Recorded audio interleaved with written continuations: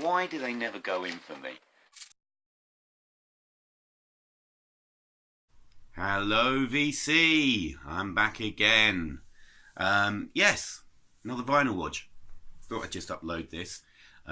Just a few more records that have joined the collection. I popped along to my local record emporium, Rooster Records in Exeter, and I saw a few things that I picked up, and I've also got some eBay purchases as well. Just a few here. Some great records actually. I was really happy to find that the first three are from Rooster Records, and I was really happy to find this first one. Now the first one is a little bit of sensational Alex Harvey band. Scottish band from the 70s, kind of one of the best unsung heroes from the 70s. I've got a few of their albums on tape, but this is the first one I actually own on vinyl, so I was really happy to pick this up for a pretty decent price. Got this for, what was it, £3 or something? It's a bit crackly, but it's in very good playable condition.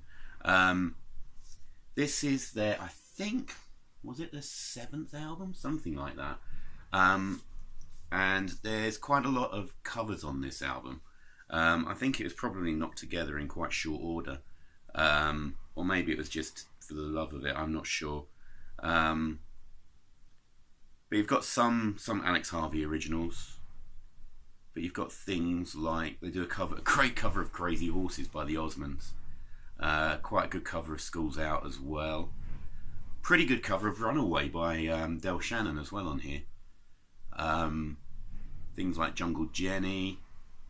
What else is on here? They do Cheek to Cheek. There's a lot of, which is a live version from somewhere or other. London, Christmas 75, that one's recorded. So I was dead happy to pick this up. Hopefully I'll be able to find some more of their stuff on vinyl.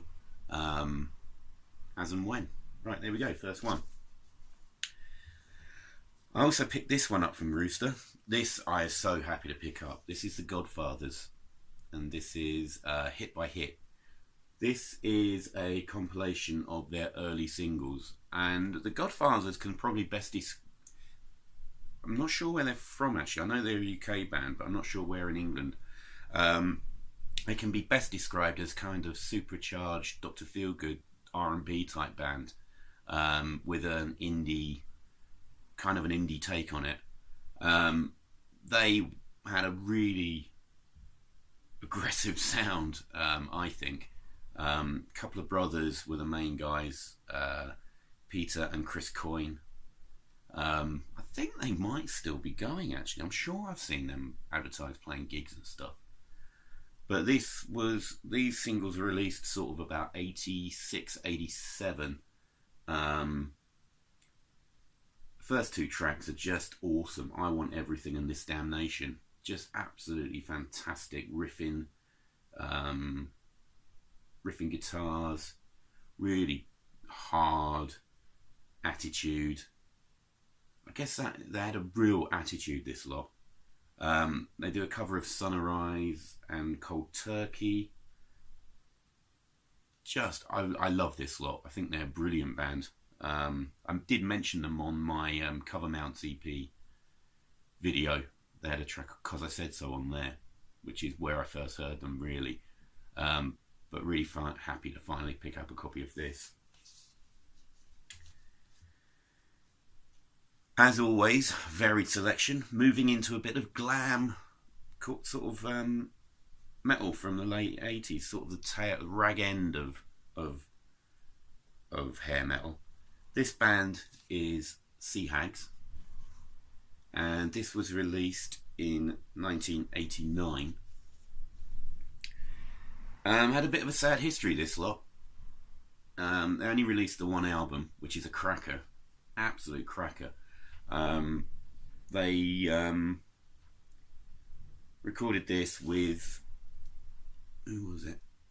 I think it's Mike Clink, Yeah, Mike Clink, who did Guns N' Roses. They recorded this, then went on a European tour. And while they were in London, apparently they split up while on tour.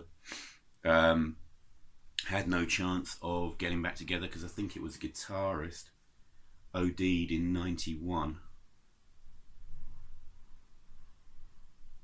No, the bass player, Chris Sloshart, I think. Was it? I might be wrong on that. But anyway, one of the members OD'd, and that put the kibosh on the band. I'm really happy to finally pick this up on vinyl because back in 1990? No, 91. No, maybe later than that, 92. Anyway, early 90s, I bought my first CD player. And one of the first CDs I ever got was a Hags. I managed to pick it up because I was really interested in hearing them. And I managed to pick it up dirt cheap. And then about 6 days later, we had a break-in. And they didn't take the CD player, but they took all the CDs. And this was one of them. And I've been after a copy of this for donkey's years. So really, really, really finally happy to own this on vinyl. And it's a cracking album. And I love the cover artwork. That's great, isn't it? Just a... What label is it on? Oh, it's just a pretty boring label. But that's the Hags. Right, the next album, complete change of pace. I bought this for one track. Now this is Donna Summer and I Remember Yesterday. With quite a risque shot of Donna Summer on the back. Now this is the album that contains I Feel Love, which is one of the greatest songs ever put down to tape. Just an awesome track. I got this basically for the price of a 7-inch. Now I do own this on 7-inch, or I Feel Love on 7-inch, but when I went to play it recently, I found out there's a great big scratch right down it, so it's not exactly a great listening pleasure. And I did pick it up on CD, but I wanted a vinyl copy, and it sounds awesome on vinyl. The whole album is kind of like a concept album where it's Giorgio Moroder production, by the way, where they've written songs that incorporate sounds from, on the side one, you incorporate sounds from the 40s, 50s, 60s. So you got I Remember Yesterday incorporates 40s music, Love's Unkind is a sort of 50s pastiche, Back in Love Again is a 60s kind of sound, girl group sound record, song rather. All allied to a disco beat. I'm not sure if it actually works that well. Not that great on it. Then I think it kind of flows into the next, Black Lady and Take Me, kind of early 70s. They kind of incorporate bits of early 70s funk. Well, that's what I reckon anyway. Allied, of course, to disco. Then we've got a ballad, Can't We Just Sit Down and Talk It Over. And then we've got What Represents the Future. And really, boy, did it represent the future. I Feel Love. It just sounds absolutely glorious today. So there we go. I Remember Yesterday, Donna Summer. It's an interesting listen, but really I did only get it for the one track. I will listen to it again though. Another change of pace. We got this one. Now there's a story behind this, but I'll regale that in a later video because it's me being a bit dense really. But this is Lone Justice's first album, Lone Justice. Lead singer Maria McKee, who is best known for Days of Thunder soundtrack song, Show Me Heaven. That's it. This is a cracking record, really good record. It's kind of on that. They were allied to that cowpunk movement in the early 80s, but it's a bit more country rock, a bit more, maybe there's touches of rockabilly in there. It is kind of raucous at times, but there's some really good songs on here. I mean, things like East of Eden, Ways to Be Wicked, You Are a Lie, produced by Jimmy Iovine. But this is a cracking debut LP. It's just a shame that they kind of lost it on the second LP, basically because the band completely dissolved after this album, leaving only Maria McKee in the band. She did assemble another bunch of musicians after this, but the record company said, right, don't play like this anymore, aim for the mainstream, and she did. So really the second Lone Justice album should be really a Maria McKee solo album, because it doesn't match up to this. This is a great record, absolutely fantastic. There we go, Lone Justice. The next one is completing a certain part of my collection. So this is Eurythmics We Two Are One. I have already recorded a video on the Eurythmics albums. I think it was the first 6 or 7 that I've got, well, I had on vinyl. And this completes the 80s Eurythmics collection, so I'm really chuffed to get this. It's not as good as their earlier albums. It really isn't. It's okay. There's some good songs on it. King and Queen of America. Don't Ask Me Why I Was Single. It's kind of more. It's more along the lines of Revenge. Not Revenge. Yeah, Revenge. That kind of more rocky, more AOR sound. I think they were trying to recapture the zeitgeist here, because whereas they should have been off just doing their stuff, doing a proper follow-up to Savage. Well, there we go. So I've completed my 80s Eurythmic collection, so I'm quite happy about that. And then just to round off, an absolutely brilliant second album from a band.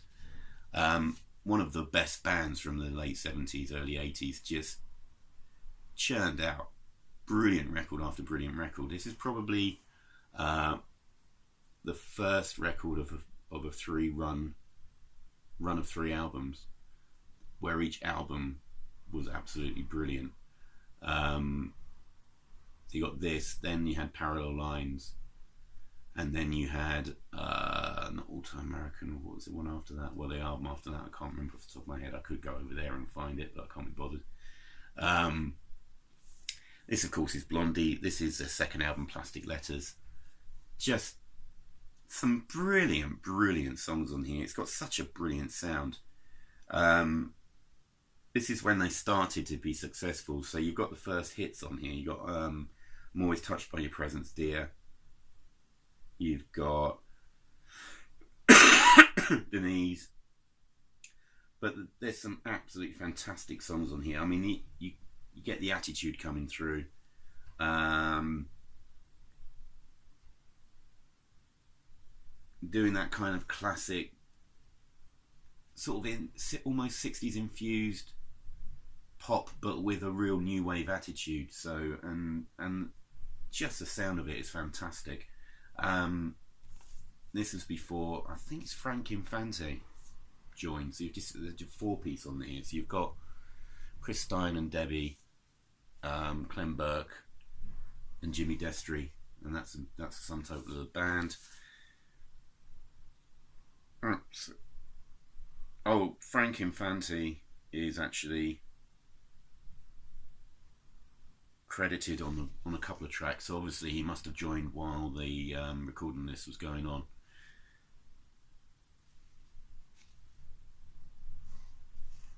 One of the best singers of all time, one of the best lead female vocalists of all time, easily, just easily. What a great record. There we go.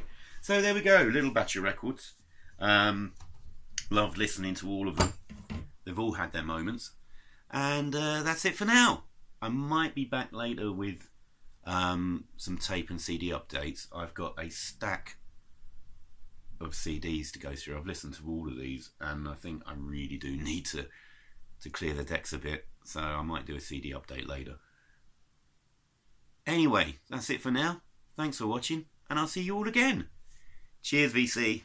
Bye.